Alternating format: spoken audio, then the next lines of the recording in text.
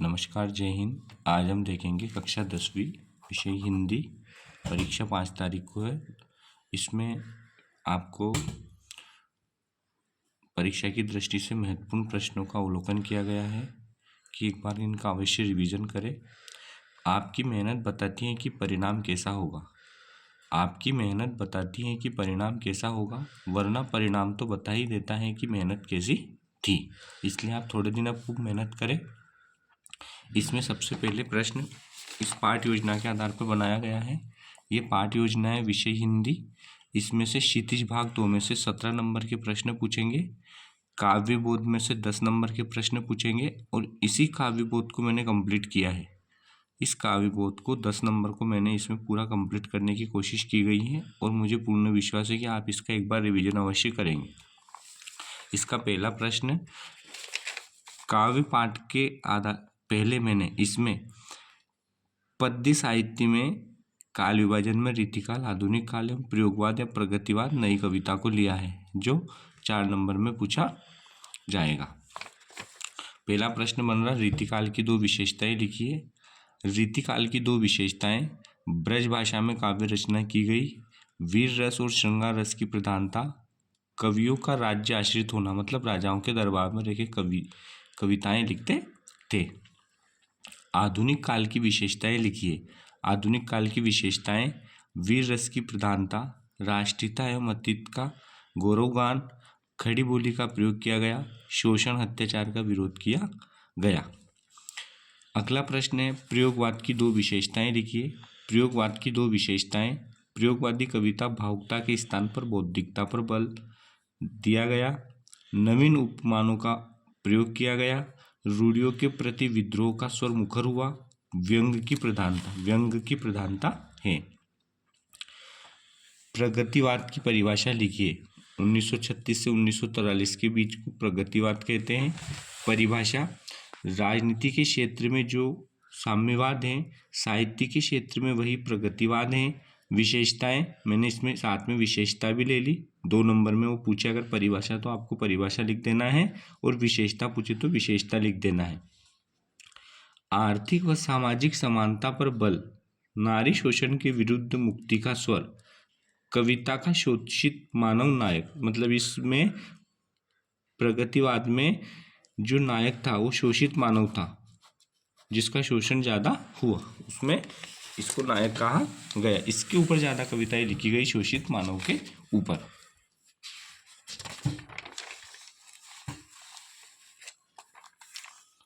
नई कविता की विशेषता बताइए। अब ये नई कविता, जब हम स्वतंत्रता प्राप्त होने के बाद में जो कविताएं लिखी गई थी उन्हें हम नई कविता कहते हैं। नई कविता की विशेषताएं निम्न हैं, प्रयोगों की नवीनता, अनुभूतियों का वास्तविक चित्रण किया गया, काव्य की भाषा, बातचीत की भाषा, शब्दों पर जोर दिया गया। बातचीत की भाषा का मतलब है कि आम आदमी आसानी से समझ सके। नई कविता का नायक है लघु मानव और प्रगतिवादी कविता का नायक कौन था? शोषित मानव।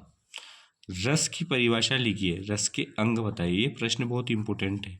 रस की परिभाषा, काव्य को पढ़ते, सुनने या देखने समय पाठक, श्रोता व दर्शक को जिस आनंद की अनुभूति प्राप्त होती है उसे रस कहते हैं।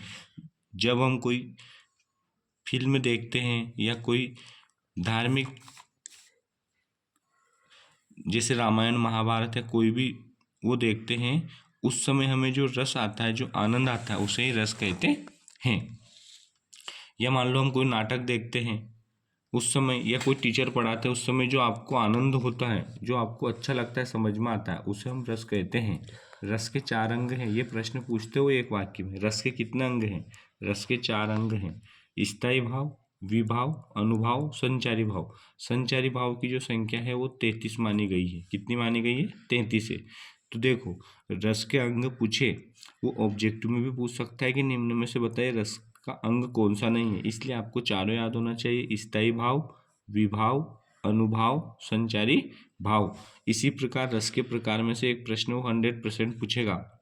रस के देखो ये 10 प्रकार है, 1 2 3 4 5 6 7 8 9 10।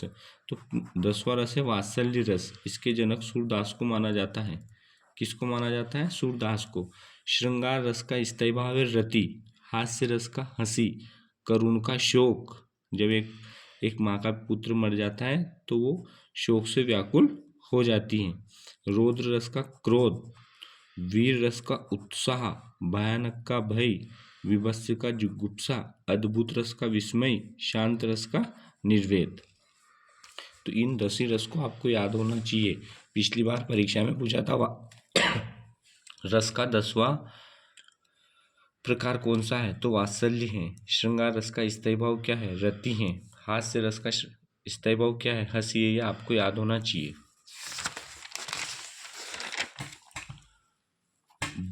दोहा को परिभाषित करते हुए उदाहरण सहित समझ लिखिए। ये प्रश्न पूछा गया था दोहा। देखो, यह अर्ध सममात्रिक छंद है। ये आपका ऑब्जेक्टिव भी पूछ सकते हैं, सत्य सत्य में भी पूछ सकते हैं। सत्य सत्य बताइए। दोहा अर्ध सममात्रिक छंद है, बिल्कुल सही है।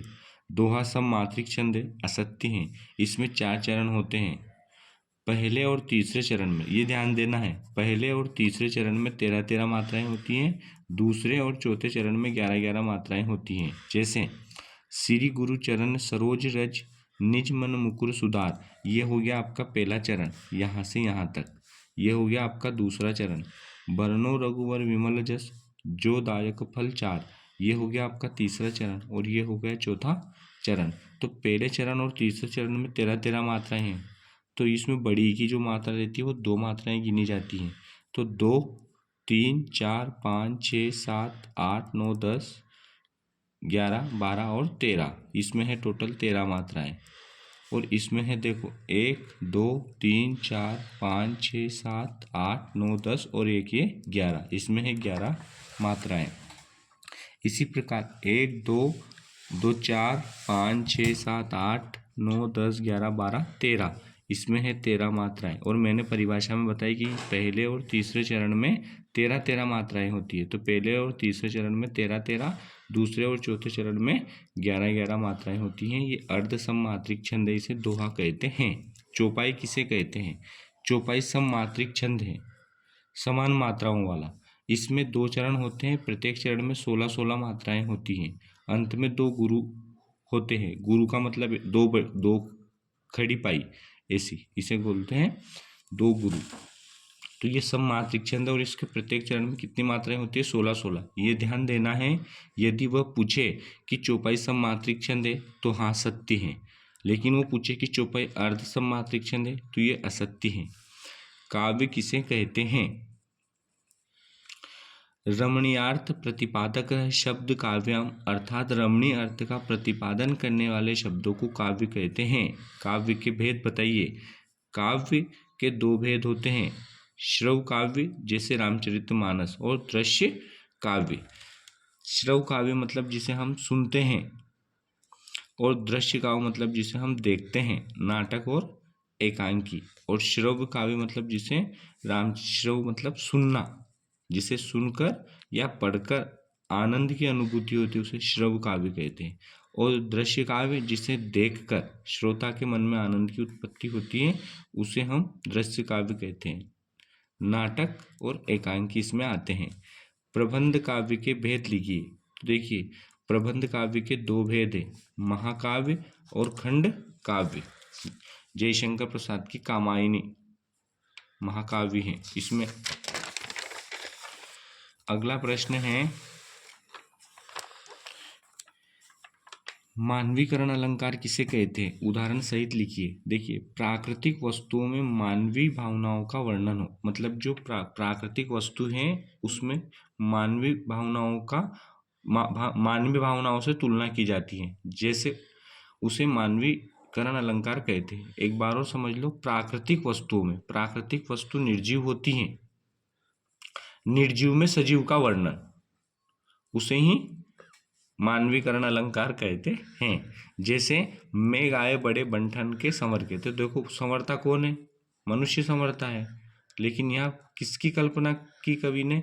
मेघ की, बादल की। वो क्या है? बड़े बंठन के संवर का है, इसलिए बादल में सजीव चित्रण किया गया है। इसे इसलिए यहाँ पर मानवीकरण अलंकार है, और ये बहुत इंपॉर्टेंट है, इस बार 100% पूछेगा वो। पुनरुक्ति प्रकाश अलंकार किसे कहते हैं? देखिए, पुनरुक्ति प्रकाश अलंकार में क्या है, जहां एक ही शब्द की बार बार आवृत्ति हो वहां पुनरुक्ति प्रकाश अलंकार होता है। यहाँ पर यह बात ध्यान देना है कि एक ही शब्द की बार बार आवृत्ति होगी पर उसका अर्थ अलग अलग नहीं होगा, अर्थ भी एक ही होगा, इसे हम पुनरुक्ति प्रकाश अलंकार कहते हैं। उदाहरण, बार बार तोरी जिनती करत हैं, यहाँ पर बार बार 2 बार आया है, इसलिए यह पुनरुक्ति प्रकाश अलंकार है। अतिशयोक्ति अलंकार किसे कहते हैं? उदाहरण सहित लिखिए। जहाँ काव्य में किसी वस्तु या स्थिति का बढ़ा चढ़ाकर वर्णन किया जाए वहाँ अतिशयोक्ति अलंकार होता है। किसी भी चीज का बहुत ज्यादा ही अतिशयोक्ति, बढ़ा चढ़ा के। उदाहरण, आगे नदियां पड़ी अपार, घोड़ा कैसे उतरे पार, राणा ने सोचा इस पार, तब तक चेतक था उस पार। तो यहाँ पर सोचते ही घोड़े द्वारा नदी को पार करना अतिशयोक्ति है। जैसे ही सोचा और कैसे हो सकता है, तो यहाँ पर अतिशयोक्ति कविता में की गई है, अतिशयोक्ति अलंकार का प्रयोग किया गया है। इन प्रश्नों में से आपके 10 नंबर के प्रश्न कंप्लीट हो गए और आपको